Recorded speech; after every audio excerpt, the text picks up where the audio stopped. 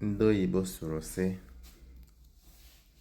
do not go back to your vomit. Now me I dey add and say, if you go back to your vomit, it will purge you. Now listen to me. Why the answer? Come close. Follow me hold your ear. If your ex keeps coming back, make sure say I can get an answer. If your ex keeps coming back, maybe you are his unfinished project. I don't talk now. Maybe you are his unfinished project. Block the contractor. Block the way. Block him. Block him. You never block him. Make I block him. Block the contractor. Rubbish.